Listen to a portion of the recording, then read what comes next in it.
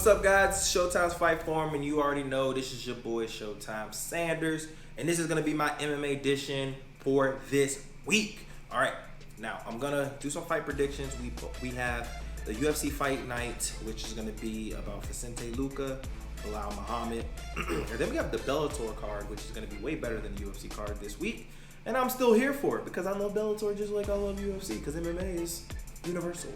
It's not just UFC. All right, now I'm going to talk about UFC first because I'm only going to break down one fight because one, the card is lackluster. Two, I have to talk about Bellator more because there's more star power in that card than it is this card, unfortunately. And we try to get the views up. That's most important. And I know people are noticing why I'm wearing all this Charlotte gear. It's because it's NBA playoffs. We're in the play-in tournament, and I just got to rep the set no matter what happens. We lose the play-in or we get bounced out first round. It don't matter. I'm repping Charlotte all day. Hornets, Panthers, you know what it is. Now, let's talk about the main event, which is going to be Belal Muhammad fighting Vicente Luque. This is a rematch. They've already fought before. I do believe they both have gotten better, which is probably bad for Muhammad, but yet still, they both gotten better, and they're both on win streaks. Belal Muhammad hasn't lost in 6 fights. Granted, you know that some would say that's only because he got poked in the eye, couldn't fight no more versus Leon Edwards, and that probably was going to be a loss. It was looking like it was going to be a loss, but we will never know. And Vicente Luque is on a 4-fight win streak, and I personally think he's closest to fighting for the belt next outside of, well, no. Actually, in my opinion, I think he's the closest. Now, obviously, Chimaev has won, so he's closer, technically, for beating Burns. But outside of Chimaev, Vicente's right behind him, just off the wins and the dominations that he's had the past few fights.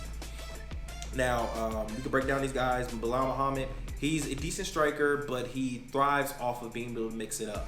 If he cannot mix it up, he will lose. He's not really great anywhere.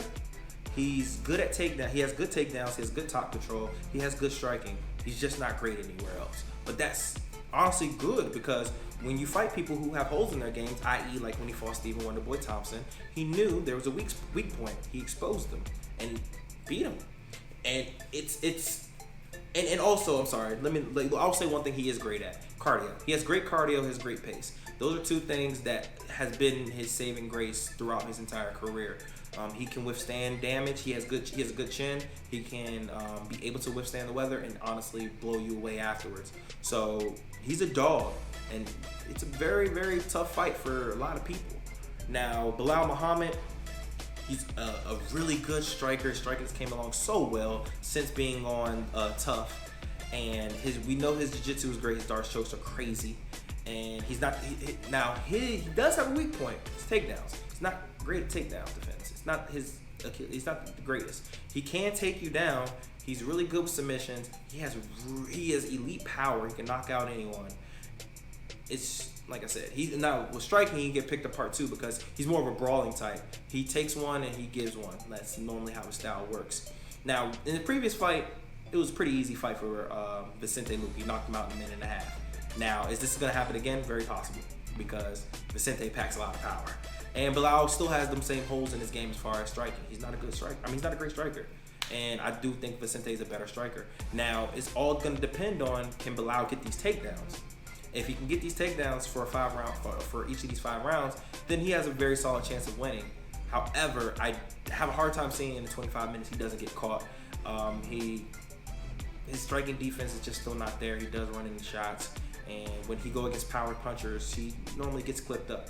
And I mean, if Leon Edwards is dropping you, that's probably a problem because Leon Edwards isn't really known for like power. So yeah, I'm gonna go Vicente Luque by knockout again, whether it's in the first or second round. But I just think that Belal's a good fighter. I just don't think he's ready for the top 5. Even if he did beat Wonderboy Thompson, Vicente is not Wonderboy. Now, yeah, that's how I go with that. And hopefully the card is good. Normally when these cards aren't star-studded, they're normally still good cards. Now, I'm probably going to be watching it, but I'm still going to be paying attention to the boxing a little bit more because there's bigger boxing fights. Now, the day before, we have Bellator 177. Oh my goodness. I am hyped. And it came around so quick, and I'm loving it. I am loving it. So, let's go ahead. We have in reality, 3 fights that are going to be talked about the most because they're very important. We have the Grand Prix tournament, and then we have the rematch, and then we also have Aaron Pico. We all know Aaron Pico, the guy who was a big hype train. It kind of got derailed really, really quick, and then he kept losing to the point where everyone eventually said this guy is just not going to get it. Now Bellator did what they probably should have done from the start, which is give him easier fights, let him round out his game, and see the full potential eventually come out. They tested him too quick. He wasn't ready for it, and he got exposed. Now he seems to honestly figured it out. Now my only thing is that there's one thing that's never going to change, and that's his chin. We've seen that he does not have a good chin. There's nothing you could do about that. In my opinion, he's kind of like a Cody Garbrandt. I think that they're very similar. The only thing I'll say is that Pico might be a little smarter, and that's a plus because Cody's not the smartest when it comes to fighting IQ. He likes to brawl too much, and he knows his chin isn't there. So yeah, but he has another fight that he should win. The guy he's fighting is 9-1. He's not particularly great anywhere, which means Pico is going to expose him however he wants. Now, Pico has been relying on his wrestling a little bit more, but he does have good strikes. I mean, he's good body shots. He likes to throw too many combinations too many times, which is why he gets clipped and he brawls because, I mean, this is MMA. You got 4-ounce gloves. Like, you got to know when to pick your shots. But this is going to be a Pico show. There's a reason why they're putting Pico on this card. There's a reason why they're putting Pico on this card with a guy that nobody knows and a guy that's honestly unseasoned when it comes to top competition. It's because they're winding Pico up for a bigger fight. Whether it is fighting eventually the winner of this Pitbull versus McKee or fighting someone else, but yet and still, or a Darren Caldwell, who knows? I don't know, but I just think that this is the biggest card that they had in a while. This is probably gonna be the biggest card they have this year. You got to put Pico in there to rebrand him and show everybody he's so much better than what he was when he was getting knocked out by nobodies. Now, so I think it's going to be Aaron Pico by wherever the hell he wants, whenever the hell he wants. He's too talented. This guy's not going to know what's coming. He's going to lose. Now, the next fight is going to be a fight that I'm so excited for, and that's Corey. And I said, let me change that because that sounded like I wasn't excited at all. I'm so excited for this fight, guys. It's going to be Corey Anderson fighting Vadim Nemkov. This is going to be this is also the finals. We're going to see the light heavyweight champion, Nemkov fighting Corey Anderson, which, I mean, some people saw it coming, some people didn't. People knew Nemkov was going to be there. Corey Anderson, some people were saying he was going to be there. Some people thought it might have been, who knows, like it could have very well been Ryan Bader again. But he's been on a tear. Corey Anderson, I've never seen a human being so happy from leaving a company, going to another company. This is like, he reminds me of like somebody that upgraded their girl. Like, bro, we're done, but I just got making good on the side.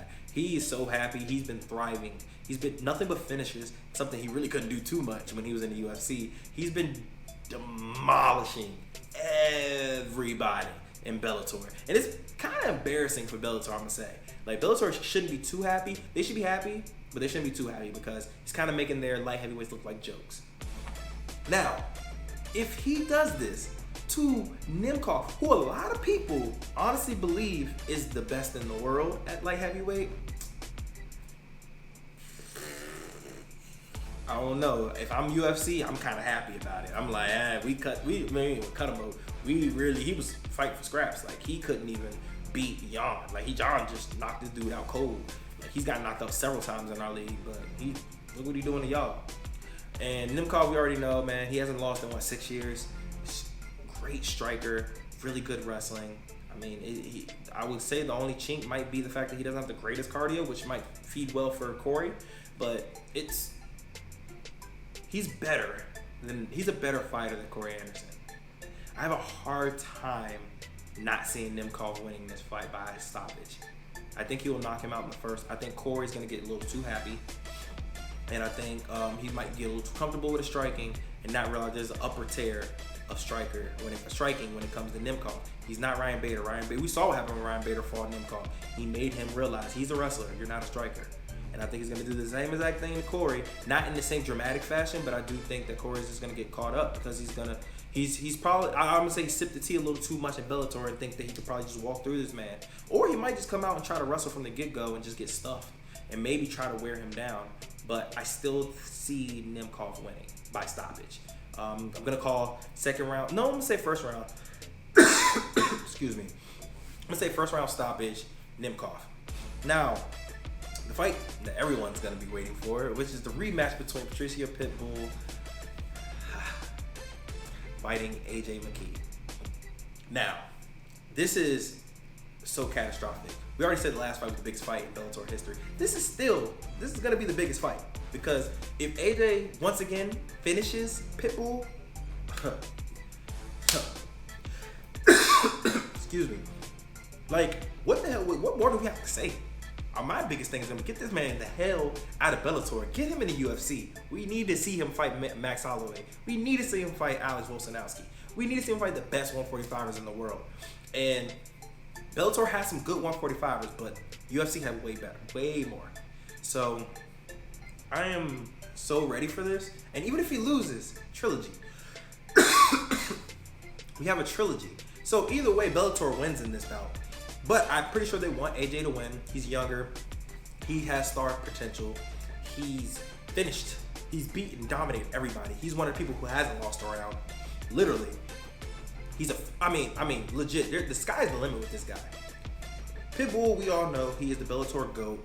But if he loses, man, he might have to go down to 135. So how I see this fight going, I don't think it's going to be like the first fight. Now, we all know it was nothing, kick, done, fight's over. I do think Pitbull's going to have to do something different. He knows he can't fight on the outside, so I think he's going to be a lot more aggressive. Whether that works for him or not, we're going to see. But I really want to see AJ face some adversity. I'm really hoping we get that. Pitbull's supposed to be that kind of guy. So let's do it. Because we know that he's a front runner. AJ McKee can dominate. But when it comes to being a champion, you have to overcome adversity. But let's say you don't. Let's say you just breeze through him. It's still cool. I don't see that happening in this fight, though. Pitbull's way too good of a fighter to go down twice like that. I think he's going to adjust. He's going to make it a dog fight. I still think he's going to get finished, though. I think it's going to be in the later round, though. I think it's going to be around the third round. I'm going to say a TKO stoppage. I think that AJ McKee will kind of play it safe a little bit, not go a little too crazy. I think Pitbull's going to be more aggressive, make it a dog fight, make it closer. And then I think that during the third round, he's going to open up a lot more flash. It's going to be a lot more head kicks, a lot more knees, like spinning back. It's going to be stuff that's going to catch Patricio off balance, and it's going to eventually finish him. And that's how I see this puppy going. Yeah, so tell me, guys, as always, what you think. Who you think is gonna win. I'm so excited for all these fights. We're getting overdosed with fights, man. It's more content for me, more content for you guys that would digest, and I want you guys to watch these things with me because it's gonna be fun, especially boxing. Boxing is about to be ridiculous for the next month. So, of course, tell me what you think. This is Showtime's Fight Form. Make sure y'all stay blessed. Deuces, guys.